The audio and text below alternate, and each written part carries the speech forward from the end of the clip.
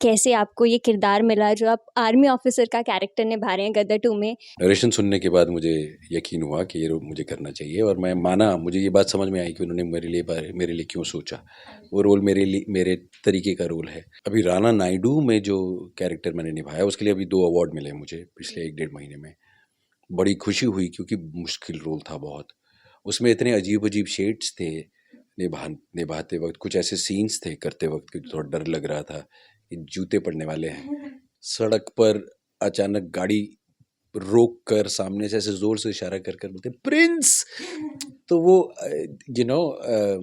आपको ऐसा लगता है कि अच्छा, इतने साल से इतने सारे किरदार निभाए हैं और उन किरदारों की पॉपुलैरिटी रही है कि 11 अगस्त को जाइए गदर 2 देखने के लिए। उसमें कर्नल रावत को देखिए, मुझे बताइए आपको पिक्चर कैसी लगी, आपको कर्नल रावत कैसे लगे।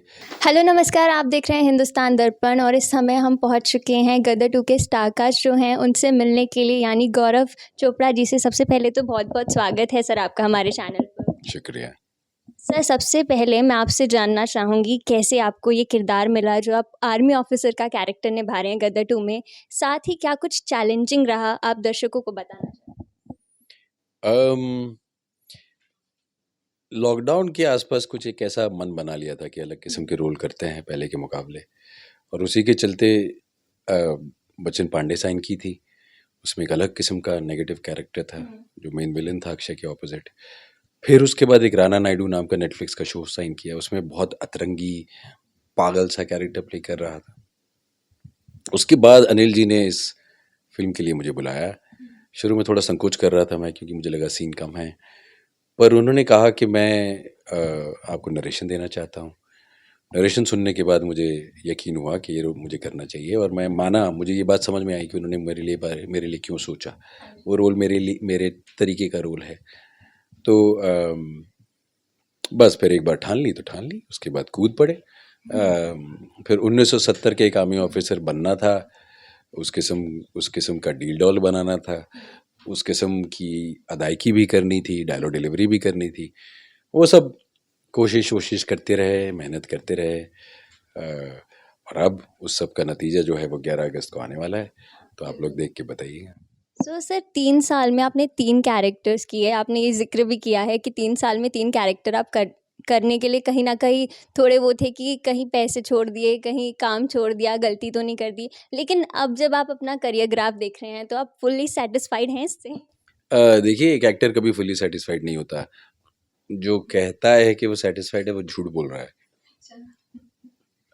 हमको हमेशा कुछ ना कुछ कमी पेशी महसूस होती रहती है, और कुछ नहीं तो लगता है यार बाल अलग बना लेने चाहिए थे, डायलॉग ऐसे नहीं ऐसे बोलना चाहिए था, अरे यार उस दिन थोड़ी एनर्जी कम हो गई यार, अरे उस दिन मैं अच्छा नहीं देख रहा था, उस दिन मेरी दाढ़ी बहुत भारी थी।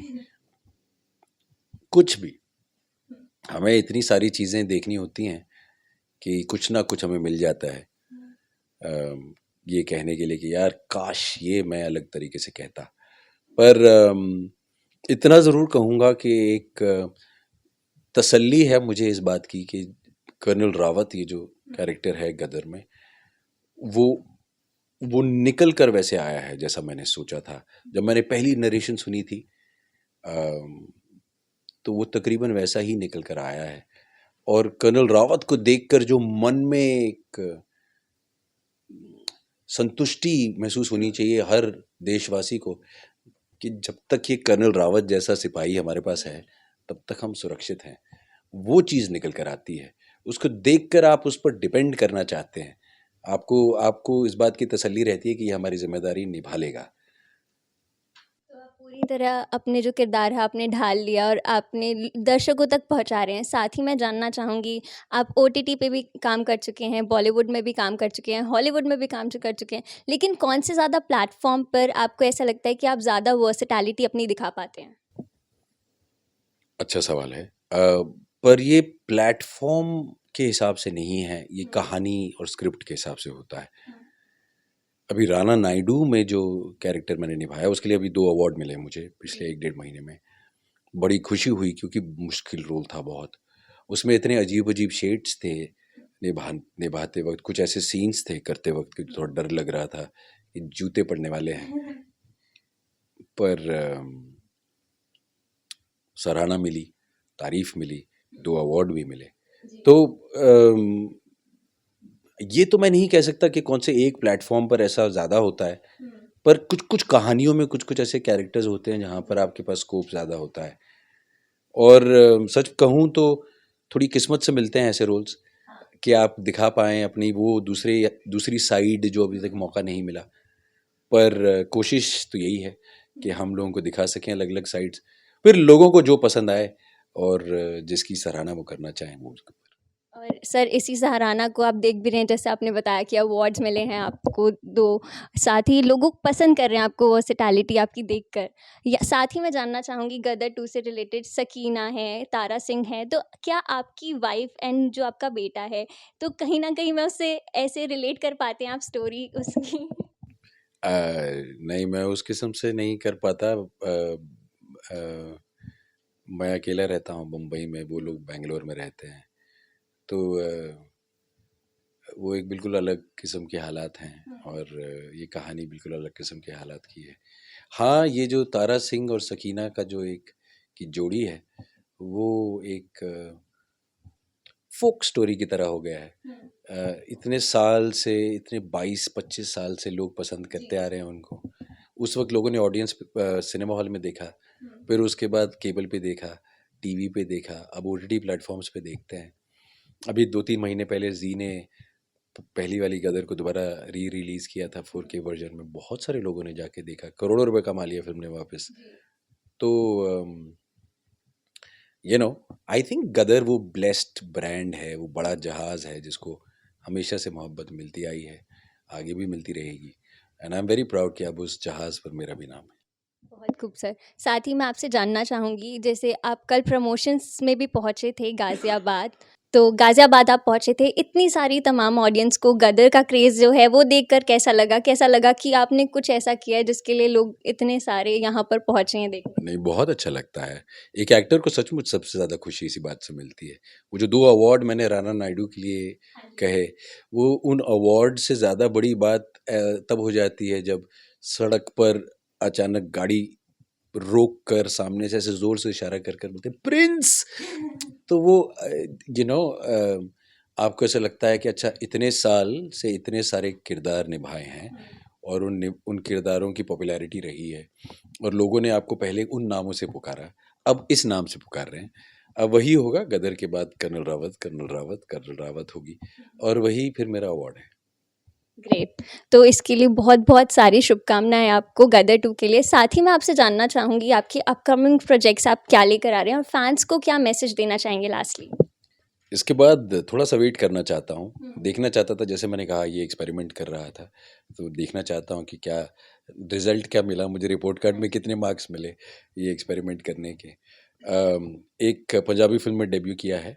बहुत अच्छा रोल था अगेन हाजी मस्तान का। हाजी मस्तान एक लेजेंडरी गैंगस्टर स्टोरी है हमारे देश की, जिसके बारे में बहुत बड़े-बड़े एक्टर्स पहले निभा चुके हैं। बच्चन साहब ने दीवार में किया था, अजय सर ने once upon a time in Mumbai में किया था।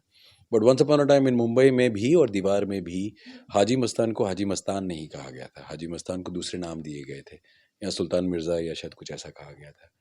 तो ये पहली बार है कि हाजी मस्तान को एज़ हाजी मस्तान ही कह रहे हैं, तो थोड़ी ज़िम्मेदारी बढ़ जाती है क्योंकि मुझे उसका जो रियल एक किरदार का या एक इंसान की जो पूरी ज़िंदगी की छाप है, आपको वो सिनेमा के पर्दे पर लानी होती है। तो इट्स अ बिगर चैलेंज पर बड़ा मज़ा आएगा। और फैन्स को सर क्या मैसेज देना चाहेंगे? अभी तो बहुत ही क्लियर और छोटा और सिंपल मैसेज है कि 11 अगस्त को जाइए गदर 2 देखने के लिए। उसमें कर्नल रावत को देखिए, मुझे बताइए आपको पिक्चर कैसी लगी, आपको कर्नल रावत कैसे लगे। और इतना मैं ज़रूर आपसे कह दूँ जब मैं आपसे जाने के लिए कह रहा हूँ कि ये वो एंटरटेनिंग हिंदी फ़िल्म है, एक फैमिली एंटरटेनमेंट इसमें आपको मिलेगा, एक होलसम एंटरटेनमेंट इसमें आपको मिलेगा, जो काफ़ी अरसे से लोग इंतज़ार कर रहे हैं, इस किस्म की फ़िल्म नहीं आई है। तो देखिए, एन्जॉय कीजिए, ऑल द बेस्ट। सर एक मेरे दिमाग में सवाल आया कि बिग बॉस का आप हिस्सा रह चुके हैं, एल्विश यादव जो हैं उनकी बहुत पॉपुलैरिटी हो रही है बिग बॉस ओटीटी में, तो क्या आप फॉलो कर रहे हैं या आपने कुछ भी सुना हो? आपको किसका कैरेक्टर ज़्यादा अच्छा लग रहा है, कौन? अम, थोड़ा बहुत देखा मैंने। मैं पहले नहीं देखा करता था, पिछले 1-2 साल से थोड़ा बहुत देखता हूँ। अब मैं इसको ऑब्जर्वेशन के तौर पर देखता हूँ, मुझे वहाँ पर कैरेक्टर्स मिल जाते हैं, मुझे सोशल बिहेवियर दिख जाता है। अ, आजकल हमारे समाज में किन बातों पर कन्फ्यूजन्स है वो भी दिख जाते हैं। एल्विश शायद 2 साल बाद जाता तो बेहतर परफॉर्म करता, ऐसा मुझे लगता है। एल्विश के अंदर वो क्वालिटीज़ हैं जो जब थोड़ा-सा ठहराव और आ जाएगा उसमें, तो वो और बेहतर परफ़ॉर्म करेंगे। बिग बॉस में हमेशा ये बात याद रखिए कि आज किसी झगड़े में क्या किसी ने कहा ये इम्पोर्टेंट नहीं रहता। बिग बॉस ख़त्म होने के बाद किसी के बारे में आपको क्या फीलिंग आती है ये रह जाता है, क्योंकि इतने सारे कंटेस्टेंट आके चले गए। आपको किसी का नाम याद करके कोई एक फीलिंग रह जाती है, सही या गलत, ज़रूरी नहीं है कि ये करेक्ट फीलिंग हो, पर आपको रह जाती है। बस उसी तरीके से आप उसको याद करते हैं। तो हमेशा इस बात को याद रखना होता है बिग बॉस में कि कुछ ऐसा नहीं कहना जो उस वक्त की गर्मा-गर्मी में हमेशा के लिए मेरे बारे में कोई गलत फीलिंग बना दे। आपको हमेशा इस बात का इल्म रहना चाहिए कि ये वो प्लेटफ़ॉर्म है जहाँ पर फ़ायदे से ज़्यादा नुकसान हो सकता है। तो आपको थोड़ा-सा केयरफुल रहना होता है वहाँ, और उस केयरफुल रहने के लिए वो थोड़ा-सा ठहराव चाहिए होता है। अभिषेक में वो थोड़ा-सा ठहराव है, समझदारी का एल्विश से ज़्यादा। बट मुझे ऐसा लगने लगा पिछले हफ्ते में जो भी मैंने देखा, वो देखने के बाद कि थोड़ा-सा ओवर कॉन्फिडेंस आ गया है। अगर आप 24 साल की उम्र में बिग बॉस में बैठकर कहते हैं कि आपकी वजह से शो चल रहा है और आप ऑडियंस को वहाँ लेकर आ रहे हैं, और अब शो को आपको जिताना पड़ेगा क्योंकि आपने शो को कोई फेवर किया है, तो अब शो को भी फेवर का जवाब देना पड़ेगा। अगर आप किसी इस किस्म की गलतफहमी में हैं, वो शो और वो शो का होस्ट और उस शो की पॉपुलैरिटी सबसे बड़ी है। तो ऐसी बेवकूफ़ी की बात करने के बाद मुझे नहीं पता कि जिताया जाएगा या नहीं जिताया जाएगा, पर इतना मैं ज़रूर कहूँ कि उसने जीती जिताई ट्रॉफ़ी शायद हार दी है, ऐसा कह के। और बड़ी अजीब बात है कि वो इकलौते ऐसे थे, बड़ा आसान सीज़न था, ये बहुत आसान सीज़न था। इसमें जीतना एक्चुअली बहुत आसान था और वो सही कर रहे थे। अब मैं नहीं कह सकता। और क्या पूजा भट्ट या इवन अविनाश को इस बात का फ़ायदा हो जाएगा, क्योंकि अचानक वो सही लगने लगे और आप बेवकूफ़ लगने लगे, जो अभी तक उल्टा हो रहा था। तो देखी जाएगी, शो ऐसा ही है। और काफ़ी कुछ जान लिया हमने बैक ऑन गदर 2। लास्ट में आप अपने किरदार का कोई एक डायलॉग बोल के दर्शकों को एंटरटेन कर दे फिलहाल के लिए, बाकी तो दर्शक देखने ही वाले हैं आपके सारे डायलॉग्स है ना आपको स्क्रीन पर। जी, जो ट्रेलर से लिंक डायलॉग है वही बता देता हूँ, ताकि इसके अलावा रिवील नहीं करना पड़ेगा। जानना चाहता था कि आपके यूनियन से 50 ट्रक हो पाएंगे। जंग के आसार हैं तारा सिंह जी, बैकअप की तैयारी करना चाहता। बहुत खूब, मतलब बहुत खूब। ये देखकर आप अंदाज़ा लगा सकते हैं कि फ़िल्म कितनी मज़ेदार होने वाली है। तो हमारे साथ थे गौरव चोपड़ा जी। होप आपको इंटरव्यू पसंद आया और आपको भी पसंद आया हो हमसे बातचीत करके। Thank you so much for joining us today. Thank you very much.